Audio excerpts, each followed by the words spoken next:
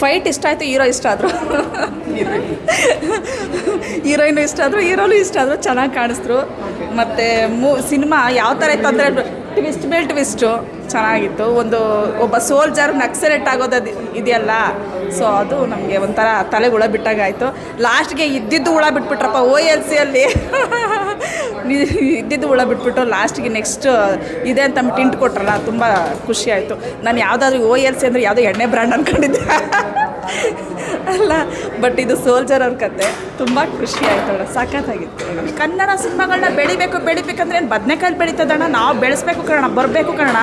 ಕನ್ನಡ ಸಿನಿಮಾದಲ್ಲಿ ದಮ್ಮಿಲ್ಲ ತಾಕತ್ತಿಲ್ಲ ಅಂತಾರಲ್ಲ, ಇಲ್ಲಿ ಬಂದು ನೋಡಿದೆ ದಮ್ಮು ತಾಕತ್ತು ಎಲ್ಲ ಕಾಣಿಸುತ್ತಪ್ಪ. ನಾವು ಮನೇಲೆ ಕೂತ್ಕೊಂಡೆ ಕನ್ನಡ ಸಿನಿಮಾದಲ್ಲಿ ಏನೈತೆ ಸ್ಟೋರಿ ಇದೆ, ಅದರಲ್ಲಿ ಒಂದು ಕತೆ ಇದೆ. ಅದ್ರ ಏನಪ್ಪ ಅಂತಂದರೆ ಒಂದು ಸಮಾಜಕ್ಕೆ ಒಂದು ಸಂದೇಶ ರವಾನಿಸೋದಿರುತ್ತೆ. ರೀಲ್ಸಲ್ಲಿ ಏನೋ ಸಂದೇಶಗಳು ಇರಲ್ಲ ಅಂತ ಹೇಳ್ತಾರೆ. ಅಟ್ಲೀಸ್ಟ್ ಸಿನಿಮಾಗಳು ಬಂದು ನೋಡಬೇಕು. ಕನ್ನಡ ಸಿನಿಮಾಗಳು ಬಂದು ಬೆಳೆಸಿಲ್ಲ ಅಂತಂದರೆ ಇನ್ನು ಯಾವನ ಬೆಳೆಸ್ತಾನೆ. ಥ್ರಿಲ್ಲರ್ ಆಗಿ ತುಂಬ ಚೆನ್ನಾಗಿದೆ. ಹೀರೋ ಸುಬ್ರಾದ್ರು ಕೂಡ ತುಂಬ ಚೆನ್ನಾಗಿ ಆ್ಯಕ್ಟ್ ಮಾಡಿದ್ದಾರೆ. ಫೈನಲಿ ಒಂದು ಮೆಸೇಜ್ ಇದೆ, ಇಂಡಿಯನ್ ಆರ್ಮಿ ಬಗ್ಗೆ ಒಂದು ಒಳ್ಳೆ ಮೆಸೇಜ್ ಇದೆ, ಇಷ್ಟ ಆಯಿತು. ಮತ್ತು ಪಾರ್ಟ್ ಟು ಇರ್ಬೇಕು ಅನ್ಕೋತೀನಿ. ಈಗ ನೋಡಿದ್ದೆ ಲಾಸ್ಟ್ ಟೈಮು ಕಾಂತಾರ ನೋಡಿದೆ, ಅದು ಬಿಟ್ಟರೆ ಇನ್ನೊಂದು ಅದು ಸೂಫ್ರಮ್ಸು, ಈ ಥರ ಸಿನಿಮಾಗಳು ಬಂದು. ಬಟ್ ಇದೊಂದು ಚೆನ್ನಾಗಿದೆ. ಸೊ ಮೂವಿ ತುಂಬ ಚೆನ್ನಾಗಿದೆ ಸರ್. ಒಂದು ಸಸ್ಪೆನ್ಸ್ ಅಂತೂ ಇತ್ತು, ಸೊ ಆ ಸಸ್ಪೆನ್ಸ್ ಹಂಗೇ ಉಳ್ಕೋತು.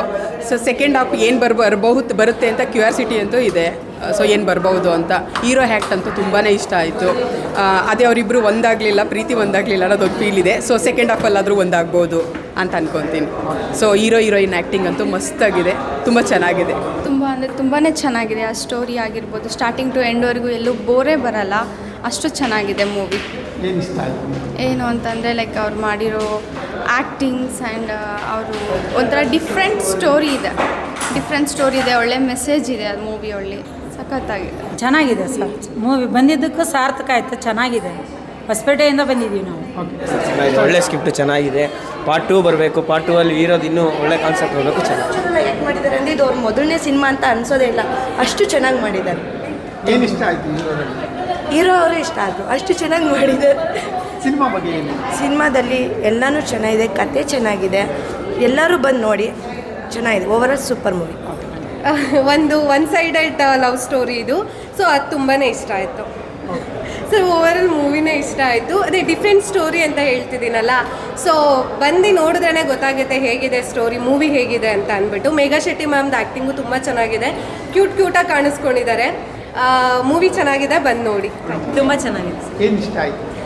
ಎಲ್ಲ ಪ್ರತಿಯೊಂದು ಅಂದರೆ ಎಲ್ಲ ಆ್ಯಕ್ಷನ್ ತುಂಬ ಚೆನ್ನಾಗಿದೆ ಸರ್. ಆ್ಯಕ್ಷನ್ ಮೂವಿ ಆಗಿದೆ. ಮತ್ತು ಹೀರೋಯಿನ್ ಆ್ಯಕ್ಟಿಂಗ್ ತುಂಬ ಚೆನ್ನಾಗಿದೆ. ಎಮೋಷನಲ್ಸ್ ಆಗಿರ್ಬೋದು, ತುಂಬ ಚೆನ್ನಾಗಿ ತೋರಿಸ್ಕೊಂಡಿದೆ.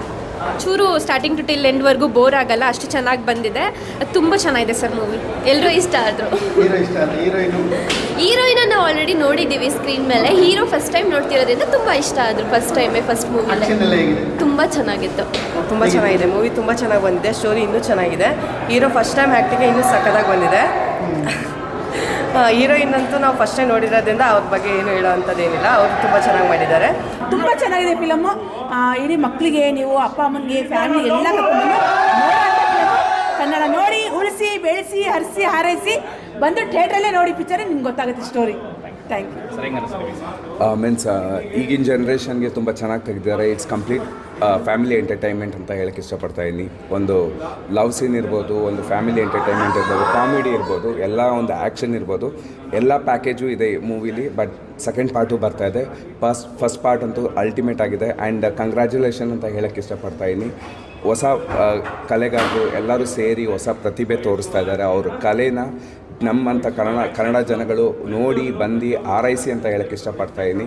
ಇನ್ನೂ ಸಹಕರಿಸಿ ಅಂತ ಹೇಳಕ್ಕೆ ಇಷ್ಟಪಡ್ತೀನಿ. ಅವ್ರು ಇನ್ನೂ ಹೆಚ್ಚಾಗಿ ಅವ್ರು ನಿಮಗೆ ಮನೋರಂಜನೆ ಮಾಡೋಕ್ಕೆ ಮುಂದೆ ಬರ್ತಾರೆ ಅಂತ ನಾನು ಹೇಳಕ್ಕೆ ಇಷ್ಟಪಡ್ತೀನಿ. ಬೆಸ್ಟ್ ಆಫ್ ಲಕ್ ಅದ ದಿಸ್ ಮೂವಿ ಟೀಮ್ ಮೆಂಬರ್ಸ್ಗೆ ಅಂತ ನಾನು ಹೇಳಕ್ಕೆ ಇಷ್ಟಪಡ್ತೀನಿ.